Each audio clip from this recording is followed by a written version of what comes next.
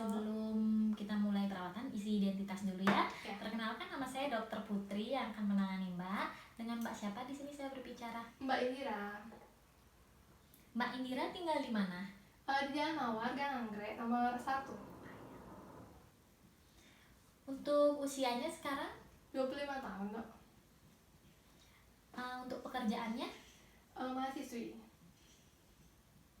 Pendidikan terakhirnya apa ya? SMA, Dok. Nah, tadi kan sudah isi data diri. Sekarang dilanjutkan dengan pemeriksaan dengan wawancara sedikit ya. Untuk keluhan utamanya sendiri, kenapa kalau boleh tahu? Jadi gigi saya kerasa kotor, Dok. Mhm. Terus saya lihat di kaca, saya bercermin gitu. Saya perhatiin ternyata ada kerang giginya. Jadi saya mau bersihin kerang gigi. Oh, bersihin karang gigi. Terus di daerah mananya yang ada karang giginya itu kalau boleh tahu? Di gigi bawah sih, Dok. Gigi bawah yang bagian depan sama dekat lidah itu. Gigi bawah banyak. Sejak kapan mulai ngerasa giginya kotor? Kurang lebih sekitar setahun lalu sih, Dok. Terus biasanya apa rutin melakukan sikat gigi atau bagaimana setiap harinya? Setiap hari saya rutin sikat gigi, biasanya sih sekali sehari. Berarti 1 kali sehari ya? Iya. Terus kalau waktu sikat gigi itu ada gusinya berdarah atau bagaimana?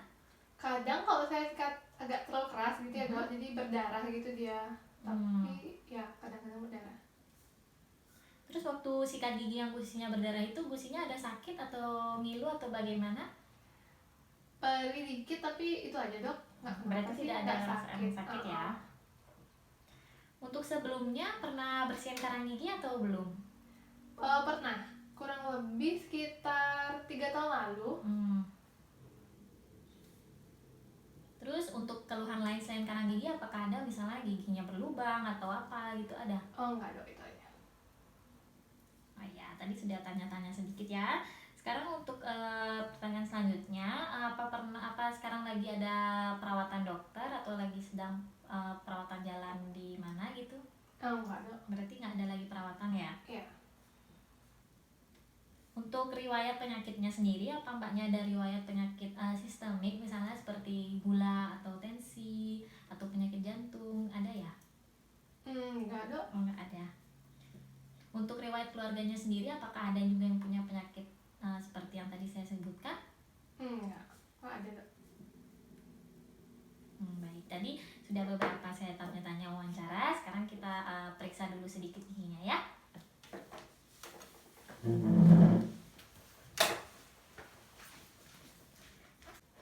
Jadi tadi kan kita sudah lakukan pemeriksaan sedikit. Sekarang saya mau tanya sedikit untuk penambahan datanya. Untuk tadi kan mbaknya cerita pernah ke dokter gigi itu terakhir kali berapa tahun yang lalu tadi? Terakhir kali 3 tahun lalu, Dok. 3 tahun lalu. Ya. Terus 3 tahun lalu itu ke dokternya itu kenapa kalau boleh tahu? Waktu itu saya nambah gigi, sekalian juga saya bersihin karang gigi di puskesmas dekat rumah saya.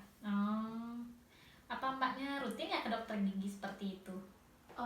Enggak juga sih, Dok. Kayak kalau saya ada kayak keluhan kayak sekarang, baru saya ke dokter gigi. Berarti ketika ada keluhan saja yang baru ke dokter ya? Iya.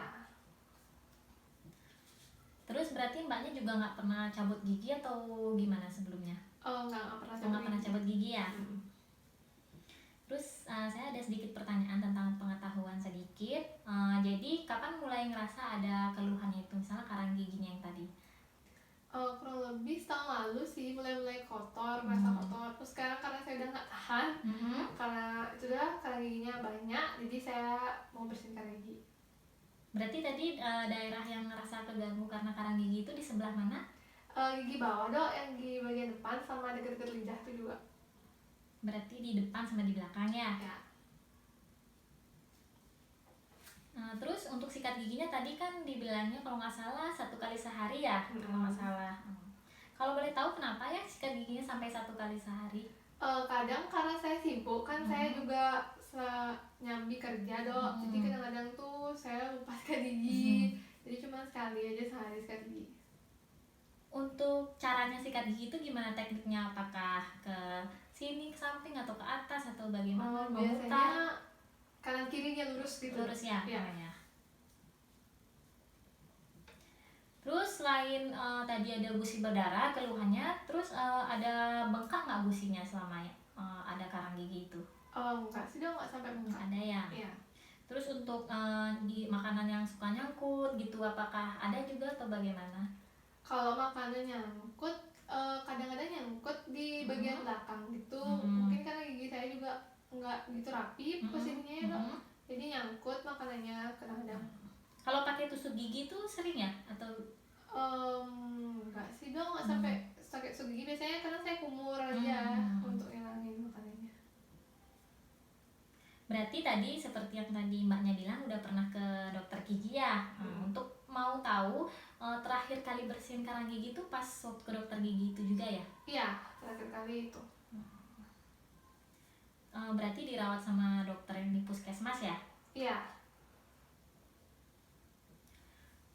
Untuk frekuensi menyikat giginya itu per hari itu berarti cuma 1 kali aja ya? Iya, cuma sekali sehari sih dok.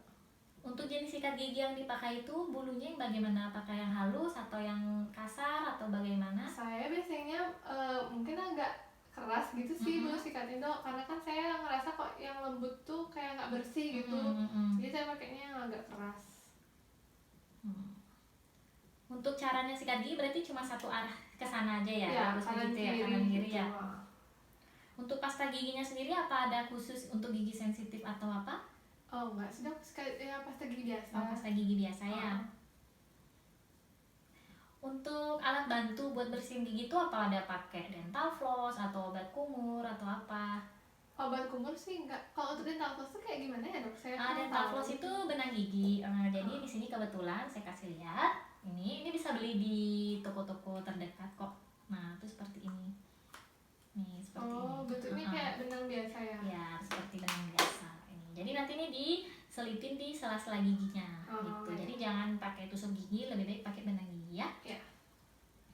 Oke, karena sudah pertanyaan tadi sudah banyak saya tanyakan, sekarang kita lanjut ke.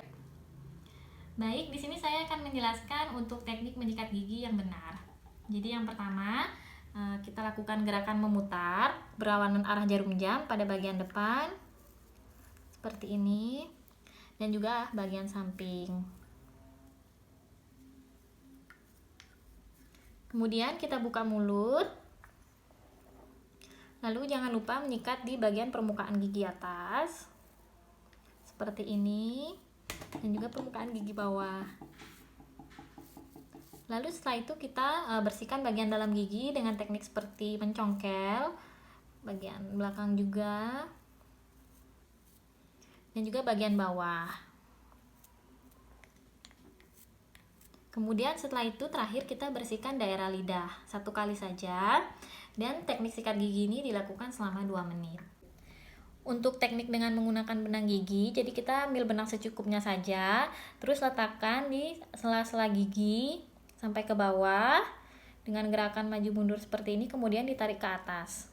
Jadi bisa dibersihkan di bagian sela-sela gigi sampai bersih. Baik, tadi kan sudah saya peragakan bagaimana cara menyikat gigi yang baik dan benar dan penggunaan benang gigi. Sekarang saya akan memberitahu diagnosis dari keluhannya Mbak. Jadi diagnosis yang bisa disimpulkan adalah gingivitis plak indus. Jadi gingivitis itu adalah peradangan pada gusi Mbak, yang biasanya terjadi akibat dari penumpukan sisa-sisa makanan yang ada di gigi. Jadi penumpukan sisa makanannya itu yang menyebabkan plak, dan plak itu yang bisa menyebabkan karang gigi atau kalkulus karena dibiarkan terlalu lama. Terus juga biasanya diperberat oleh, misalnya mbaknya kan tadi menyikat gigi cuma 1 kali sehari, terus teknik sikat giginya juga cuma lurus kayak gitu aja ya, kanan kiri itu, dan juga posisi gigi mbaknya juga yang nggak beraturan atau istilahnya malposisi, itu juga bisa mempengaruhi cepatnya pertumbuhan dari karang gigi tersebut. Itu Mbak. Mungkin dari sana sudah jelas ya penjelasan dari saya ya? Iya dok. Baik, tadi sudah saya jelaskan diagnosisnya. Sekarang saya akan melakukan memberitahukan untuk rencana perawatannya. Untuk rencana perawatannya yang pertama pasti kita lakukan scaling dulu atau pembersihan karang gigi. Kemudian kita lakukan root planing, jadi dibersihkan sampai ke akarnya ya. Kemudian setelah dilakukan scaling root planing, mbaknya bisa datang ke sini seminggu kemudian untuk dikontrol. Oke? Iya dok. Lalu untuk tahap penata laksananya sendiri tidak dilakukan anestesi, dan juga untuk tahap tindakannya angkat habis itu prognosisnya sendiri mbaknya sudah baik karena tidak ada keluhan juga, tidak ada keluhan perberat juga, jadi bisa dilakukan dengan baik ya. Terima kasih. Yuk kita langsung mulai untuk perawatannya. Ya. Jadi untuk tahap tindakan yang dilakukan yaitu kita lakukan fase inisial. Jadi yang pertama tadi kita sudah lakukan DHE, kemudian kita lakukan scaling, kemudian kita lakukan route planning. Kemudian setelah dilakukan fase inisial kita lakukan fase pemeliharaan yaitu kontrol dan juga DHE kepada pasiennya. Jadi di sini tidak dilakukan fase bedah dan tidak dilakukan fase rekonstruksi.